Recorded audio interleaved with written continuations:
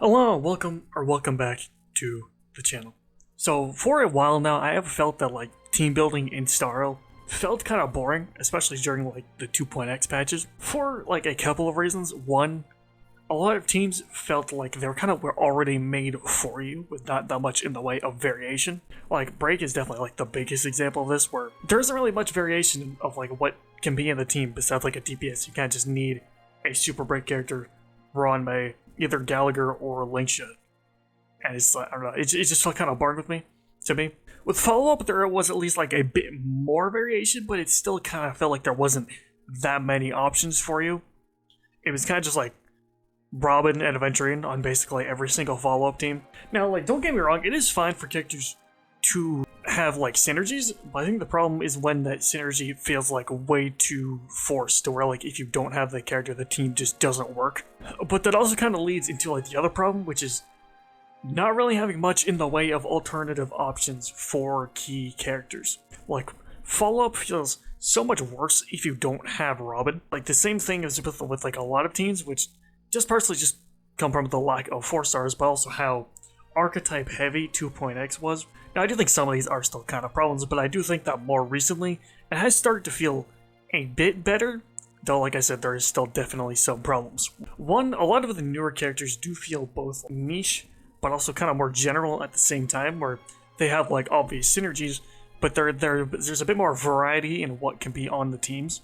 I do think the basic example of this is probably like Herta, because you mainly just need like another Air Edition character on her team, and there's like many different options that can work. I mean, I think this is partially just from more characters coming out, like, and you know, having characters like Remembrance MC, who was a pretty great free option. But I think it's also because like the 3.0 characters are a lot less focused on just like a single mechanic. Like, yes, Memo Sprites is like a big mechanic of it, but it's not like Memo Sprites is like an archetype. It's more just like a mechanic that characters have, you know.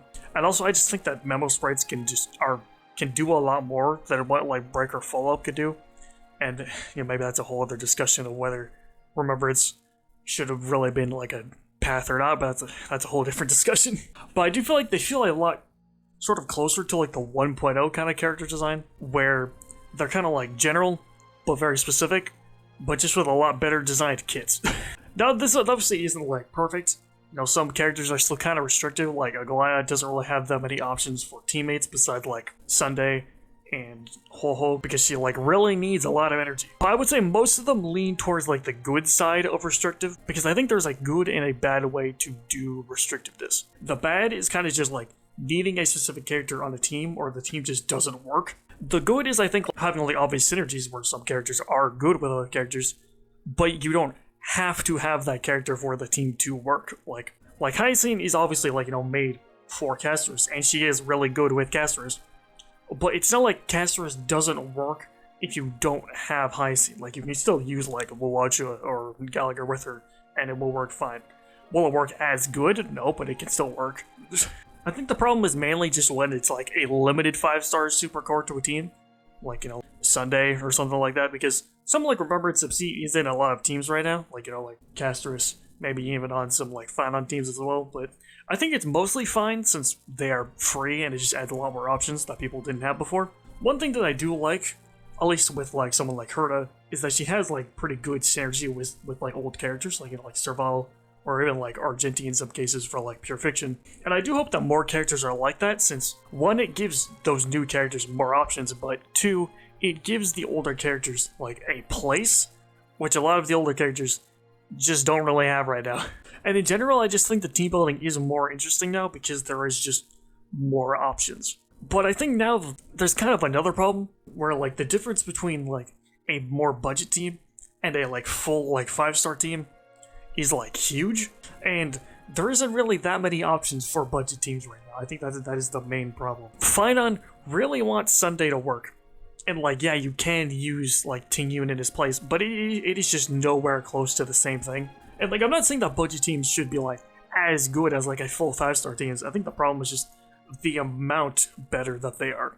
So like, the problem now is like, yeah, there might be more options now, but basically all of those options are 5 stars. Like, we get 2 5 stars every single patch. So, you know, if you don't really have any of the premium supports like Tribby or Sunday, it is way harder to build a good team since most of the teams rely on having some of those more premium supports. Like, I can't believe we're going into 3.5 and we're still not getting a 4-star. Like, I think at this point, we're just never going to get a 4-star again. Which, it's like, I don't know. If they really want to just not do 4-stars, then I think that we need to get more rewards to compensate for that so that people can actually build teams easier and, get those 5-star supports easier so they can actually build good teams. But we're just not getting either because we barely get any events in the patches. And I'm not even necessarily just talking about this patch, since the Fate event isn't out yet, and I don't know how much content the Fate event is actually going to have and what rewards it'll have in it. But even just throughout all of the 3.0 patches, we've only gotten 2 or 3 events in a patch, which is just not enough to fill out a whole patch cycle. So I think that so team building does definitely feel better, but there is still definitely a lot of problems. So I think that there's a couple things that could help. One, give us more 4-stars, or if they really for some reason just don't want to make 4-stars, give us more alternate forms like Hunt March. So this way, 1, buff older characters, but 2, actually give people more free options in case they don't have certain characters. 2 is that we need more buffs. The rate of that we're getting buffs is just not enough. Taking 2 or 3 months to buff 4 characters is just way too slow compared to how many 5-star characters we're getting.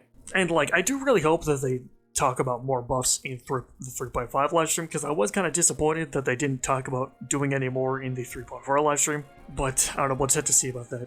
3, do more events, because a lot of the time, once you finish the story, it just feels like there's nothing to do in the patch besides just what you do every patch, which is just the game modes. But once you finish the game modes, what are you gonna do? That's not enough to fill out a whole patch cycle.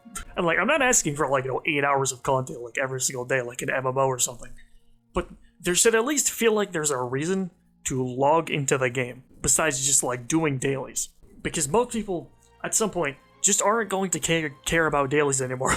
And right now it just doesn't really feel like there's a reason to log into the game. And I think the most important one, and where I think a lot of the negative sentiment from the gameplay comes from, is MOC. MOC is just terrible. It is the worst mode in the entire game. I think a lot of the problems mainly just stem from how awful MOC feels to play. Honestly, not all of the problems. Some of them are mainly just because of some of the characters' kit design. But MOC is so outdated. It is way too favored towards the new characters because of the buffs and how the enemies are. The amount of HP is just kind of becoming obnoxious. I think if they reworked MOC like what they did with Pure Fiction, I think it would help the combat a lot. But if they don't want to do that, at least introduce a new endgame mode, because I believe the last one we got was in 2.2 or 2.3 with Apocalyptic Shadow. At the end of the day, team building, like I said, does feel more interesting than it did in 2.0 because they don't feel basically just pre-built for you. But it does definitely still have some problems of just relying too much on certain 5-stars and then just not really having many options besides those 5-stars. I'm not even saying that it's impossible to beat the content with a budget team, or that a budget team should be as good as a full 5-star team. But the problem is that there's just not really many good budget options. We have Remembrance MC and Gallagher and maybe Pilla, and that's kind of it for most teams. Now, there's obviously, I think this does kind of depend on the characters, because like I said, I do think Herda teams can be pretty diverse, but for most of the other DPSs, they don't really have that many great options besides just 5-star characters. But I don't know, what do you guys think? Let me know in the comments below, subscribe, and I will see you in the next one.